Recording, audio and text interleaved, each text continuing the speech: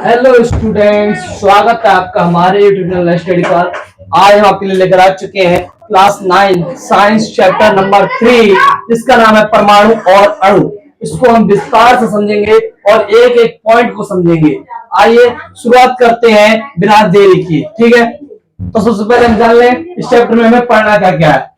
तो हमें सबसे पहले इस चैप्टर में पढ़ना है द्रव्यमान संरक्षण का नियम, उसके बाद पढ़ना है स्थिर अनुपात का नियम, और उसके बाद सबसे जो महत्वपूर्ण है वो है डाल्टन के परमाणु सिद्धांत के कुछ महत्वपूर्ण अंश, ठीक है। और उसके बाद सबसे इंपॉर्टेंट इस चैप्टर का है वो है रासायनिक सूत्र लिखना, जो आपसे 5 नंबर में एग्जाम में पूछा जाता है क्लास 9 साइंस के, ठीक है। आइए शुरुआत करते हैं बिना देरी की।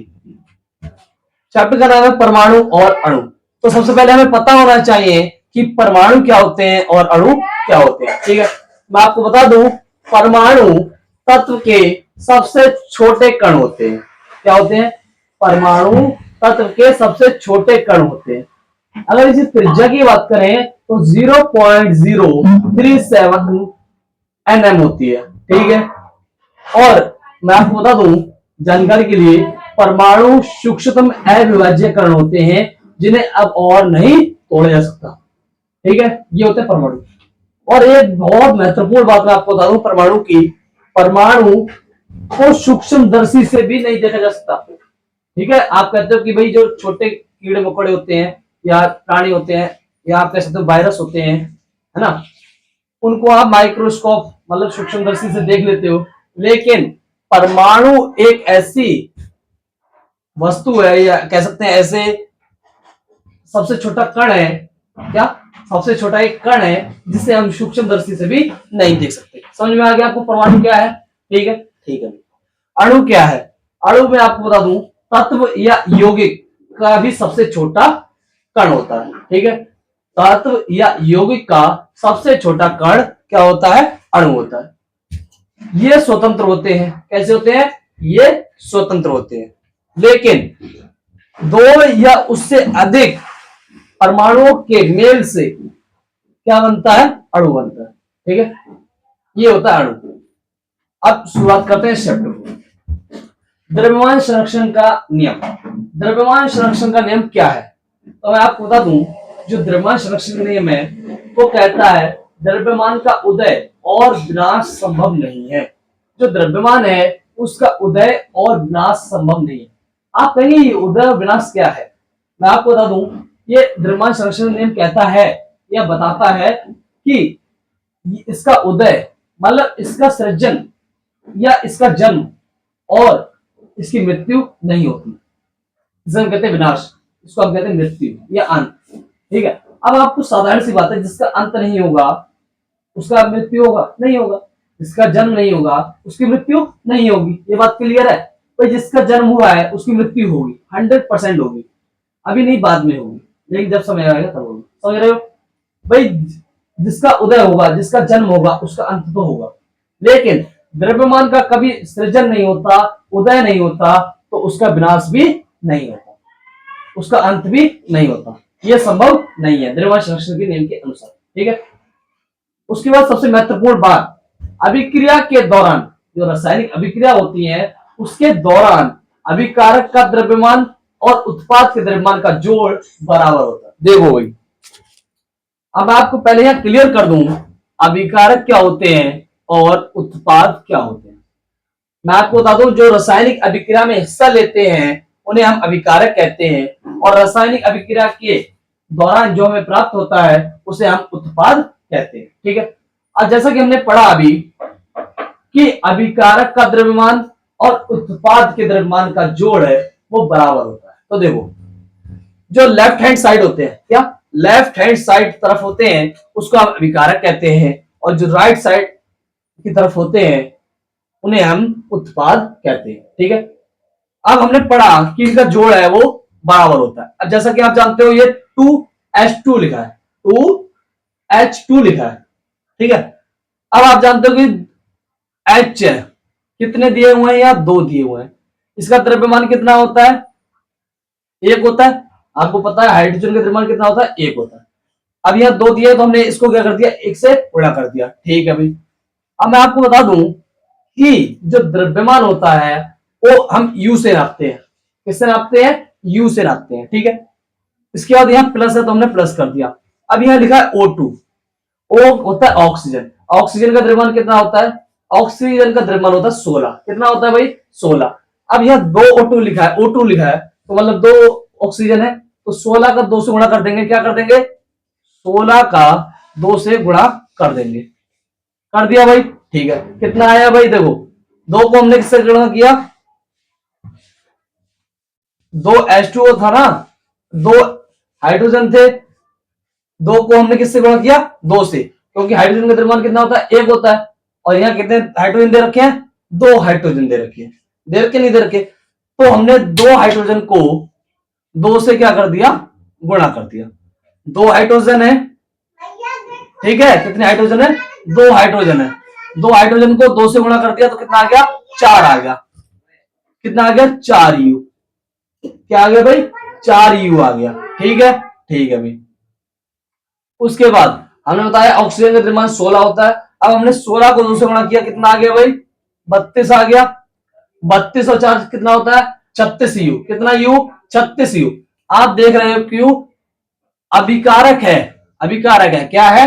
अभिकारक है। अभिकारक है मतलब लेफ्ट हैंड साइड की तरफ जिस है उसका द्रव्यमान कितना है? उसका द्रव्यमान कितना आया? 36। 32 और 4 36 आया। अब हमने बोला यहाँ राइट हैंड साइड मतलब जो उत्पाद है वो राइट हैंड साइड तरफ होता है, उसका द्रव्यमान का भी जोड़ बराबर होगा। तो देखो इधर हमने 36 निकाला, इधर भी 36 ही होगा। ये कहता है द्रव्यमान शक्ति में। देखो जोड़ते हैं 2H2। अब मैंने आपको बताया हाइड्रोजन को H बोलते हैं, इसका द्रव्यमान कितना होता है? 1 होता है। 1 होता है, ठीक है। अब हमने 2 को 2 से गुणा कर दिया। क्यों? हाइड्रोजन यहाँ कितने दिए हुए हैं? 2 दिए हुए हैं, तो 2 को 2 से गुणा करेंगे। किससे गुणा करेंगे? 2 को 2 से गुणा करेंगे, कितना आ जाएगा? 4 आ जाएगा। 4 को फिर हम किससे गुणा करेंगे? 4 हो गया हमारे पास, ठीक है। 4 में हम प्लस करेंगे। क्या प्लस करेंगे भाई? ऑक्सीजन दिया हुआ है। ऑक्सीजन कितना दिया हुआ है? 2 दिया हुआ है, तो ऑक्सीजन का द्रव्यमान कितना होता है? 16 होता है। 16 को 2 से गुणा करेंगे, कितना आ जाएगा? 32 आ जाएगा। 32 और 4 कितना आया भाई? 36। तो जैसा कि मैंने आपको बताया कि यहां भी द्रव्यमान 36 आ रहा है, जैसा हमने प्लस किया था। 4 + 32 कितना हुआ? 36। 36U, ठीक है। उसी प्रकार यहां कितना आया? यहां भी 36U आया। तो यही बताता है द्रव्यमान संरक्षण का नियम कि अभिकारक और उत्पाद के द्रव्यमान का जो जोड़ होगा वो क्या होगा? बराबर होगा, ठीक है। यही बताता है द्रव्यमान संरक्षण का नियम। ये हमारा क्लियर हो चुका है। आई होप आपको क्लियर हो गया होगा। ये आपका द्रव्यमान संरक्षण नियम 9th में भी है। अगर आप 10th में पास होकर पहुंच जाते हैं तो आप 10th क्लास में भी द्रव्यमान संरक्षण के नियम को पढ़ेंगे। इसलिए इसे अभी क्लियर कर लो क्योंकि बाद में आपको समस्या ना हो, ठीक है। मैं आशा करता हूं कि आपको समझ में आ गया होगा, ठीक है। यदि आपको समझ में आ गया है तो एक लाइक, एक सब्सक्राइब और एक शेयर अपने दोस्तों को जरूर कर दीजिएगा, ताकि हमारा मोटिवेशन बढ़ता रहे और हम आपको इसी तरह की वीडियो लेकर इसी तरह की आते रहें, ठीक है। चलो भाई आ जाते हैं वापस अपने टॉपिक पर, ठीक है। नेक्स्ट जानते हैं स्थिर अनुपात का नियम। स्थिर अनुपात का नियम क्या होता है? तो मैं पहले आपको जानकारी के लिए बता दूं, स्थिर अनुपात का नियम होता है जो क्या रहता है? स्थिर रहता है। क्या रहता है? वो क्या रहता है? स्थिर रहता है। जो इनका द्रव्यमान होता है वो सदैव समान रहता है। हमेशा क्या रहेगा? समान रहेगा, द्रव्यमान कभी नहीं बदलता, ठीक है। अब जानते हैं विस्तार से। रासायनिक यौगिक तत्व उन्हीं तत्वों से निर्मित होता है जिससे वह मिलकर निर्मित हुआ है। जो रासायनिक यौगिक स्थिर अनुपात का नियम है वो हमें बताता है कि जो रासायनिक यौगिक है, क्या है? रासायनिक यौगिक वो सदैव उन्हीं तत्वों से निर्मित होते हैं। मतलब जो रासायनिक यौगिक बनते हैं वो उन्हीं तत्वों से या उन एलिमेंटों से बनते हैं जिससे वह मिलकर बने हुए हैं। क्या है? रासायनिक यौगिक सदैव उन्हीं तत्वों से निर्मित होता है जिससे वह मिलकर निर्मित हुआ है। समझ में आया? दोबारा रिपीट करता हूं आपको कि स्थिर अनुपात का नियम आपको बताता है कि यौगिक, कौन से यौगिक? रासायनिक यौगिक। रासायनिक यौगिक उन्हीं तत्वों से मिलकर निर्मित होते हैं जिससे वह मिलकर बने हुए हैं या निर्मित हुए हैं, ठीक है भाई, कोई चीज है जिससे मिलकर बनती है उसी से बनेगी।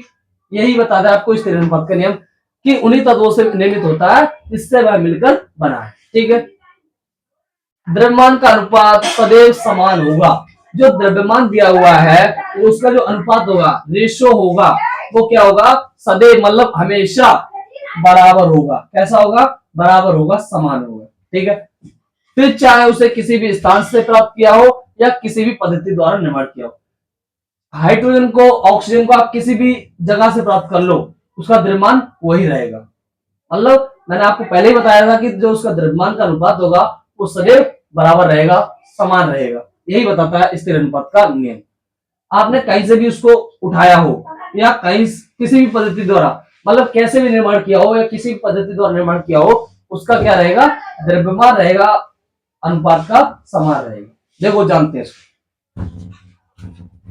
यहां आपको दे रखा है 18H2O। क्या दे रखा है, 18H2O। अब इसमें 16 ग्राम ऑक्सीजन है। कितनी है भाई, 16 ग्राम।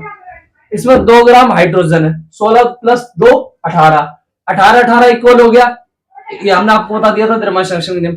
अब इसमें क्या बताना है आपको, इसमें आपको बताना है जैसे कि ये 2 है, 2 को डिवाइड किया कितने से, 16 से, तो ये कितना आया, 1/8, 1/8।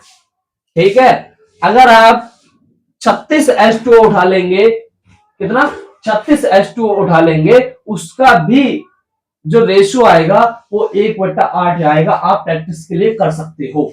ठीक है, उसके बाद मोस्ट इंपॉर्टेंट है आपका सूत्र इकाई द्रव्यमान। क्या है, सूत्र इकाई द्रव्यमान। मैं आपको जानकारी के लिए बता दूं, सूत्र इकाई द्रव्यमान क्या होता है। सूत्र इकाई द्रव्यमान या आणविक द्रव्यमान, क्या, आणविक द्रव्यमान, जिसमें आपके सभी अणुओं का या सभी तत्वों के द्रव्यमानों का जोड़ होता है, उसे सूत्र इकाई द्रव्यमान या आणविक द्रव्यमान कहते हैं। रिपीट करता हूं आपके लिए कि तत्वों के द्रव्यमान के जोड़ क्या कहलाता है, सूत्र इकाई द्रव्यमान कहलाता है। तो आप समझ गए होंगे। उससे पहले, इसे करने से पहले मैं आपको बता दूं कि इस चैप्टर के करने के बाद आपके जो बुक में या सपोर्ट मटेरियल में जो भी संसाधन आपके पास उपलब्ध हो, वहां से कुछ आप एलिमेंट्स बोले तो तत्वों के चिन्ह, प्रतीक, उनकी परमाणु संख्या और परमाणु द्रव्यमान, ये आप याद कर लेंगे। क्योंकि इस चैप्टर में और इसके आगे चौथा चैप्टर है जो परमाणु की संरचना, उसमें भी आपको बहुत काम आने वाला है। तो मैं आपको बता दूं, जो चैप्टर 4 में आपकी बुक में एक सारणी दी गई है, बहुत बड़ी सारणी है, उससे बहुत आसानी से याद करा दूंगा मैं आपको, और उसे आप याद कर लेना सबसे पहले। उसके बाद ये आप बहुत आसानी से कर लोगे। ठीक है, ये एक काम आपको करना है। चैप्टर 4 में जो परमाणु की संरचना है उसमें एक सारणी दी गई है, बुक में भी मिल जाएगी आपको, सपोर्ट मटेरियल है आपके पास उपलब्ध, तो उसमें भी आपको मिल जाएगी। ठीक है, वहां से आप उस सारणी को समझेंगे और मैं समझाऊंगा आपके साथ। ठीक है, उसे आप याद करेंगे। उसको करने के बाद ये आप छोटे मोटे प्रश्न आप अपने आप कर लोगे। ठीक है, जैसा कि मैंने आपको बताया, ये आपको काम करना है और मैं आपको कराऊंगा। ठीक है, ठीक है भाई। अब मैं आपको बता दूं सूत्र का द्रव्यमान, सभी का जोड़। इसमें कैल्शियम कितना दिया हुआ है, कैल्शियम दिया हुआ है 1। कितना दिया हुआ, 1। अब कैल्शियम का द्रव्यमान कितना होता है, कैल्शियम का द्रव्यमान होता है 40। कितना होता है, 40। कितना होता है, 40। जो कैल्शियम है उसका द्रव्यमान कितना होता है, 40 होता है। ठीक है, उसको गुणा कर रहा है किससे, क्लोरीन से। तो मैं आपको बता दूं क्लोरीन का द्रव्यमान कितना होता है, 35.5। कितना, 35.5 होता है। तो देखो 40 गुणा 1, क्यों, कैल्शियम हमारे पास 1 है, कैल्शियम का द्रव्यमान कितना होता है, 40 होता है। ठीक है, क्लोरीन कितने हैं हमारे पास, 2, तो हम क्या करेंगे, 2 से गुणा करेंगे, 2 से गुणा कर दिया। क्लोरीन है उसका द्रव्यमान कितना होता है, 35.5, तो आप यहां लिखेंगे 35.5। अब इसे आप प्लस करेंगे तो 40 प्लस 35 दूनी 70 बराबर 110। कितना आया, सूत्र इकाई द्रव्यमान, या आप कह सकते हैं आणविक द्रव्यमान कितना आया, 110 U। क्या, 110 U। U क्यों, U इसलिए क्योंकि ये आपका द्रव्यमान का चिन्ह है या प्रतीक आप कह सकते हैं। ठीक है, ये आपको समझ में आ गया होगा। ठीक है, नेक्स्ट बात करते हैं हम डाल्टन के परमाणु सिद्धांत के महत्वपूर्ण अंश। इंपॉर्टेंट है, आपके एग्जाम में पूछा जा सकता है और कई सालों से पूछा जा रहा है। ठीक है, तो ध्यान समझना। डाल्टन ने जो परमाणु का सिद्धांत बनाया उसके कुछ महत्वपूर्ण अंश हमें मिले हैं, उसको समझते हैं। सभी द्रव्य परमाणु से निर्मित होते हैं, मतलब जितनी भी वस्तुएं हैं, द्रव्य मतलब वस्तुएं, जितनी भी वस्तुएं हैं वो सभी परमाणु से मिलकर बनी हैं। ठीक है, परमाणु से निर्मित होती हैं। ठीक है, इतना आपको समझ में आ गया होगा। जो सभी द्रव्य हैं, सभी वस्तुएं हैं, वो किससे निर्मित हुई हैं? परमाणुओं से निर्मित होती हैं। ठीक है, कोई भी छोटी से छोटी चीज है वो भी आपकी किससे बनी हुई है? परमाणु से मिलकर बनी हुई है। ये कहते हैं डाल्टन। ठीक है, दूसरी बात, परमाणु सूक्ष्मतम कण होते हैं। जैसा कि मैंने आपको चैप्टर शुरू होने से पहले ही बताया था कि जो परमाणु होते हैं वो सूक्ष्मतम कण होते हैं, इन्हें और विभाजित नहीं किया जा सकता। ठीक है, तो यही बताया डाल्टन जी ने, परमाणु सूक्ष्मतम कण होते हैं जिन्हें और विभाजित नहीं किया जा सकता, या कह सकते हैं ये अविभाज्य कण होते हैं। ठीक है, ये बताया था डाल्टन के परमाणु सिद्धांत ने। ठीक है, एक बताया था डाल्टन ने। ठीक है, आपको इतना क्लियर हो गया होगा। जो सभी द्रव्य होते हैं वो परमाणु से निर्मित होते हैं, परमाणु सूक्ष्मतम कण होते हैं। ठीक है, तीसरी बात, दिए गए तत्वों के सभी परमाणु के द्रव्यमान एवं रासायनिक गुणधर्म समान होते हैं। अब यहाँ आपको एक समझने वाली बात है, जो तत्व दिए गए हैं, क्या किए गए? जो तत्व दिए गए हैं उनके परमाणु द्रव्यमान और रासायनिक गुणधर्म समान होंगे, लेकिन भिन्न भिन्न तत्वों के जो अलग अलग तत्व हैं उनके रासायनिक गुणधर्म और द्रव्यमान अलग अलग होंगे। ये आपको ध्यान देना। ठीक है, दिए गए तत्वों के सभी परमाणु द्रव्यमान एवं रासायनिक गुणधर्म समान होते हैं। ठीक है, जो परमाणु द्रव्यमान दिए गए हैं उनके रासायनिक गुणधर्म समान होते हैं, जो हमें तत्व दिए गए हैं उनके परमाणु द्रव्यमान और रासायनिक गुणधर्म समान होते हैं। ठीक है, भिन्न भिन्न तत्वों के परमाणु द्रव्यमान एवं रासायनिक गुणधर्म भिन्न भिन्न होते हैं। जो मैंने आपको बताया पहले ही, जो अलग अलग तत्व होते हैं उनके परमाणु द्रव्यमान और रासायनिक गुणधर्म भिन्न भिन्न होते हैं। ठीक है, पांचवी बात, यौगिक में परमाणु की संख्या सापेक्ष एक प्रकार से निश्चित होती है। जो भी यौगिक दिए गए हैं, कौन से यौगिक? रासायनिक यौगिक। जो रासायनिक यौगिक हैं उनमें परमाणुओं की संख्या एक प्रकार से निश्चित होती है। जो यौगिक दिए गए हैं आपको, उसमें जो परमाणु की संख्या मिलेगी है वो आपको एक निश्चित अवधि में, निश्चित संख्या में मिलेगी। ठीक है, इतना आपको क्लियर हो गया होगा। अब हम बात करते हैं मोस्ट इंपॉर्टेंट टॉपिक की, जो आपके एग्जाम में 5 नंबर में पूछा जाता है। क्या पूछा जाता है? रासायनिक सूत्र लिखिए। ठीक है, ये पूछा जाता है आपसे क्वेश्चन, रासायनिक सूत्र लिखिए। आपको 3 नाम दे दिए जाएंगे, वो भी हिंदी में, और आपको उसके आधार पर रासायनिक सूत्र लिखना होगा। ठीक है, ठीक है भाई। सबसे पहले इसके कुछ नियम है, हम नियम पढ़ लेते हैं। ठीक है, नियम क्या है पहले उसको जानना जरूरी है, उसके बाद इन्हें हम यूं चुटकियों में निपटा देंगे, चुटकियों में, और 5 नंबर आपके हाथ में होंगे। ठीक है, तो सबसे पहले तत्वों के चिन्हों को लिखा जाता है। जैसा कि मैंने आपको पहले बताया कि चैप्टर नंबर 4 साइंस के बुक में या सपोर्ट मटेरियल आपके पास है, तो उसमें एक सारणी दी गई है, उससे आप तत्वों के प्रत्येक चिन्ह, संज्ञा, द्रव्यमान संज्ञा और संयोजकता आदि याद कर लेंगे। और मैं उसको मैं गारंटी देता हूं, मैं बहुत जल्द उसकी एक ट्रिक के साथ आपको चुटकियों में याद करा दूंगा। वो एक सारणी लेकर आने वाला हूं, लेकिन आपको कुछ पता होने चाहिए, मैं फिर याद करा दूंगा आपको। उसके बाद ये आप रासायनिक सूत्र चुटकियों में निपटा दोगे, चुटकियों में। ठीक है, तो आपको चिन्हों के प्रतीक पता होने चाहिए, जो मैं आपको बता दूंगा और ट्रिक के साथ बताऊंगा। ठीक है, सबसे पहले तत्वों के चिन्हों को लिखा जाता है, उसके नीचे उनकी संयोजकता को लिखा जाता है। ये भी मैं आपके साथ क्लियर करूंगा, संयोजकता भी करूंगा, परमाणु द्रव्यमान करूंगा, परमाणु संख्या करूंगा। ठीक है, उनके नीचे संयोजकता को लिखा जाता है, उनके नीचे क्या होगी? बैलेंसी, उनको लिखा जाता है। ठीक है, संयोजकता को क्रॉस करते हैं, जो भी बैलेंसी होती है उसको हम क्या करते हैं? उसके बाद क्रॉस करते हैं। संयोजकता को क्रॉस करके सूत्र तैयार हो जाता है। क्या हो जाता है? रासायनिक सूत्र तैयार हो जाता है। ध्यान से समझ लो, जो रासायनिक सूत्र होता है उसको लिखने के कुछ नियम है। सबसे पहले उनके चिन्हों को लिखा जाता है या प्रतीकों को लिखा जाता है, उसके नीचे उनकी संयोजकता लिखी जाती है, उसके बाद उन्हें क्रॉस कराया जाता है और क्रॉस कराने के बाद रासायनिक सूत्र तैयार हो जाता है। ठीक है, इतना आपको समझ में आ गया होगा। उसके बाद एक और नियम है, मैं आपको बता दूं, यदि यदि एक क्या संयोजकता एक है तो उसको लिखने की जरूरत नहीं है।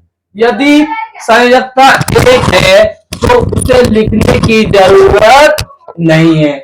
उसे हम कहते हैं संयोजकता एक है तो अधोलिखित नहीं है, मतलब लिखने की जरूरत नहीं है। ठीक है भाई, ठीक है, ये आपको ध्यान रखना है। अब कुछ ये दिए हुए हैं हाइड्रोजन सल्फाइड और कार्बन डाइऑक्साइड, इसके रासायनिक सूत्र हम तैयार करके आपको बताएंगे। तो देखो लिखा है पहले हाइड्रोजन सल्फाइड। तो सबसे पहले हमने पूछा था, बताया गया था, नियम में हमने पढ़ लिया है, चिन्हों के प्रतीक को लिखेंगे। तो हाइड्रोजन का प्रतीक H होता है और सल्फाइड का S होता है। ठीक है, पहला नियम हमने लागू कर लिया। दूसरा नियम कहता है उसके नीचे उनकी संयोजकता को लिखा जाता है। तो आपको जानकर आपको पता होगा कि हाइड्रोजन की जो संयोजकता होती है वो एक होती है और जो सल्फर है उसकी संयोजकता दो होती है। ठीक है, उसके बाद हमने पढ़ा था कि उसके बाद उन्हें क्रॉस करते हैं। कहा था नहीं कहा था, ऊपर लिखा हुआ है, अभी भी देख सकते हो, संयोजकता को क्रॉस करते हैं। उसके बाद हमने आपसे कहा था कि क्रॉस करने के बाद रासायनिक सूत्र तैयार हो जाता है। यही कहा था, क्रॉस कर दिया भाई, लिख दिया, ये तैयार हो गया।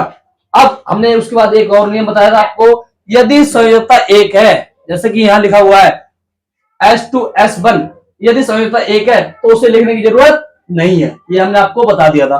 तो आप ऐसे करके लिखें या H2S लिखें, ये कंप्लीट हो चुका है, इसको हम बोलते हैं हाइड्रोजन सल्फाइड। ठीक है, दूसरा जानते हैं, दूसरा दिया हुआ है हमें कार्बन डाइऑक्साइड। क्या दिया हुआ है? Carbon dioxide. तो मैं आपको बता दूं कार्बन का प्रतीक क्या होता है? C होता है, या हम कह सकते हैं प्रतीक या चिन्ह। ऑक्साइड तो O। ठीक है, कार्बन की संयोजकता कितनी होती है भाई? कार्बन की संयोजकता होती है 4। कितनी होती है? 4 होती है। ऑक्सीजन की संयोजकता कितनी होती है? 2 होती है। जैसा कि हमने नियम के अनुसार लागू कर लिया है कि उनके नीचे क्या लिखा जाता है, उनके नीचे क्या लिखा जाता है? संयोजकता लिखा जाता है। उसके बाद हमने पढ़ा था कि क्रॉस करते हैं, क्या करते हैं? क्रॉस करते हैं। क्रॉस कर लिया, कर लिया। उसके बाद हमने क्या कहा था? लिख देते हैं C2H4, हमने कहा था तैयार हो गया। उसके बाद हमने कहा था कि यदि एक है तो उसे लिखने की जरूरत नहीं है, लेकिन एक है नहीं तो आप लिखेंगे। लेकिन आप कहेंगे ये गलत है। नहीं, गलत नहीं है। इसे क्या करेंगे भाई? 2 से विभाजित कर देंगे। इसमें भी 2 आ रहा है, इसमें भी 2 आ रहा है। अगर इसे हम 2 से विभाजित कर देंगे तो कितना आ जाएगा? तो CO2 आ जाएगा। ये कार्बन डाइऑक्साइड का रासायनिक सूत्र तैयार हो चुका है। आशा करता हूं आपको वीडियो पसंद आई होगी। जाते जाते एक लाइक, सब्सक्राइब और एक शेयर जरूर कर दीजिएगा। Thank you for watching.